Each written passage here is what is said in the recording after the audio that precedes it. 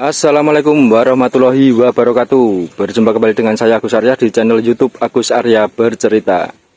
Oke lor, hari ini adalah vlog pertama saya di bulan Juli 2024. Dan ini saya mau ajak teman-teman semua untuk jalan-jalan di taman. Jadi pagi-pagi kita jalan-jalan ben sehat. Rameng turu wae. Ya, ini untuk khusus edisi ini atau episode ini, kameranya tak full, tak balik di kamera belakang biar teman-teman juga bisa menikmati pemandangan di sekitar sini atau suasana di sini. Dan ini kebetulan masih sepi karena masih jam 7 pagi ya. Biasanya kalau rame di sini sekitar siang sampai malam.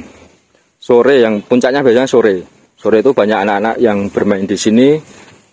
Banyak juga remaja-remaja yang kumpul di sini. Nah ini tempatnya ini di Taman Kota. Taman Kota di mana? Coba di komen. Yang tahu coba di komen. Nih. Dan ini apa namanya? Saya mau ini kan musim liburan ya, liburan panjang, dan kemarin saya lihat di beberapa titik pusat wisata khususnya di Jogja itu rame semua, apalagi di Gunung Kidul kemarin sempat viral juga di sosial media. Jalan menuju ke pantai-pantai itu full macet total, dan itu menjadi sinyal bagus bagi pelaku wisata khususnya di Gunung Kidul. Berarti di Gunung Kidul sendiri atau khususnya di Jogja itu masih menjadi salah satu destinasi wisata yang diminati di Indonesia, khususnya mungkin lokal Jawa ya, lokal Jawa.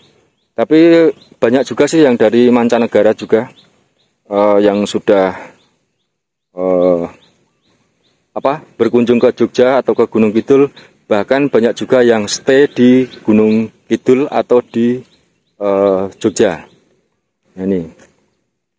Terus untuk kenapa saya bahas tadi, itu saya jadi kayak punya pemikiran. Karena aku biasanya wong sok mikir sing ra penting-penting gak gitu. Jadi saya punya pemikiran, misalkan dunia pariwisata itu juga kita imbangi dengan kesadaran diri untuk saling support. Itu kayaknya juga akan terbentuk suatu ekosistem yang bagus. Jadi misalnya dari travel legend karo misalnya dari jasa tour and travel atau jasa pelayanan wisata, itu misalnya diusahakan memikirkan juga tempat wisata yang dikunjungi, yang akan dikunjungi. Contoh misalkan teman-teman dari jasa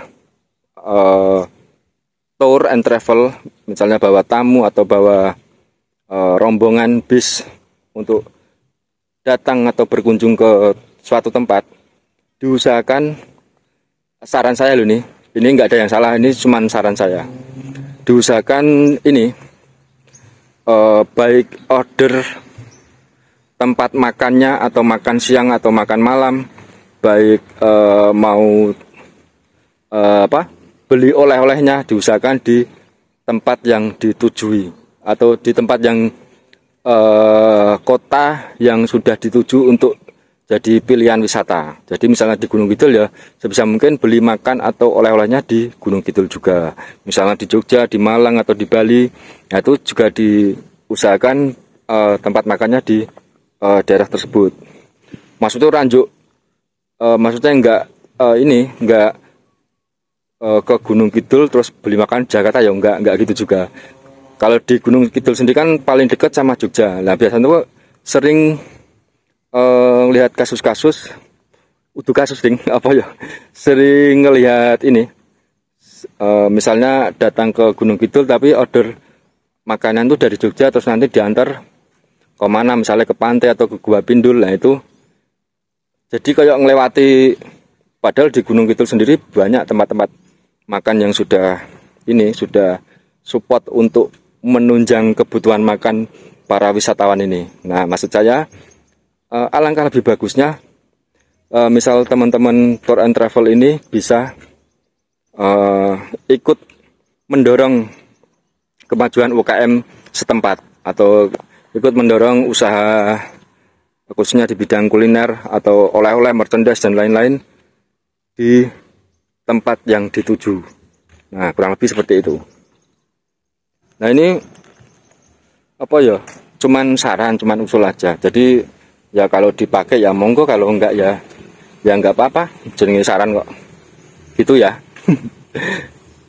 Di Gunung Kidul sendiri itu sebenarnya sudah banyak warung-warung atau toko oleh-oleh yang cukup mumpuni untuk keluarga maupun grup-grup yang pakai bis-bis, itu banyak. Kalau teman-teman sadar akan hal itu, mungkin teman-teman pelaku wisata yang ada di Gunung Kidul juga akan ikut senang mungkin ya. Saya rasa seperti itu. Ya mudah-mudahan itu sudah terjadi ya. Sudah terjadi demikian, karena dulu saya sering ndelok wong piknik nang Gunung Kidul tapi ordernya di tempat lain atau sebaliknya. Ya nggak ada salahnya, sekali lagi nggak ada salahnya. Jenenge wong dodol atau apa jenenge? Wong usaha iki wis rezekine diatur masing-masing, itu benar. Ini sekali lagi ukur usulan aja, usulan kok. Nggak ada yang dipaksakan. Jadi jangan salah tangkap, jangan salah apa jenenge? Jangan salah paham. Ini nggak mengkritik tapi hanya saran. Bukan kritik tapi saran. Seperti itu ya. Terus ini saya lihat di wisata Jogja juga banyak kemajuan dengan munculnya wisata-wisata baru yang hampir menurutku bagus-bagus semua, dan bahkan sekarang di pinggir-pinggir pelosok, di pinggir pantai itu sekarang sudah bangunannya wis mewah-mewah ya, ada Obelix, ada Sadranan Park, ada EH dan lain-lain, dan mereka itu kayak bersaing untuk apa ya jenenge ya, memperindah atau bersaing secara sehat ya, tentunya bersaing secara sehat untuk menjadi salah satu destinasi wisata yang memang harus dikunjungi kayak gitu. Dan kalau nggak salah dulu itu beberapa tahun yang lalu saya tuh pernah berobrol-ngobrol sama temanku.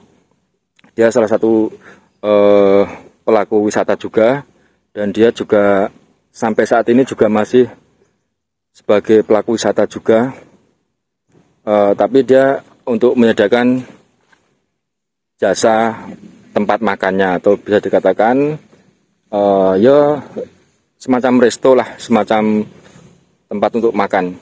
Nah itu dulu sempat ngobrol sama beliau bahwa diprediksikan akan 2025, waktu itu kalau nggak salah ya, 2025 itu Gunung Kidul akan sudah mendekati Bali, atau mungkin bisa malah iso hampir menyamai Pulau Bali untuk wisata-wisatanya ya. Dan itu terbukti memang beberapa perusahaan-perusahaan besar, bahkan Raffi Ahmad pun walaupun pada endingnya nggak jadi, itu juga serius atau dengan keseriusan untuk menanamkan uangnya di Gunung Kidul. Itu kan berarti memang sekelas Raffi Ahmad nggak mungkin kalau nggak sampai survei dulu, nggak pakai ini dulu, nggak mungkin. Pasti kan sudah dipelajari lah gimana pola wisata di Gunung Kidul khususnya. Nah itu salah satu bukti untuk Gunung Kidul itu sudah maju di bidang pariwisata. Dan memang paling yang diunggulkan di Gunung Kidul sendiri memang pariwisata. Menurut saya sampai sekarang, dan mungkin belum ada yang nyaingi, yang paling berpotensi atau paling potensial di Gunung Kidul memang di bidang pariwisata. Nah, seperti itu. Oh ya, ini apa? Ngomong-ngomong ini saya jadi inget Panji Pragiwaksono juga. Kemarin yang membuat bukan video tapi kayak semacam podcast yang diupload di Noise itu mengenai video saya Rojali, dan saya ucapkan dulu terima kasih buat Bang Panji Pragiwaksono yang sudah mereact video saya, dan alhamdulillah beliau juga sependapat dan sepaham dengan saya, dan beliau di ending video menyarankan atau memberikan saran kepada teman-teman kalau misalnya ya berarti kalau mau ngirit mau apa ya bikinlah diskusi atau rapat yang gratis, misalnya semacam di taman kota seperti ini.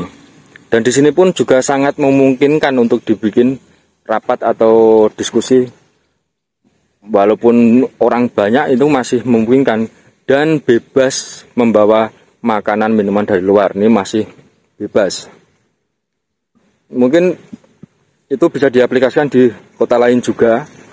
Nah, yang dikritik atau yang disorot kemarin oleh Bang Panji itu malah justru pemerintahnya, pemerintah kotanya.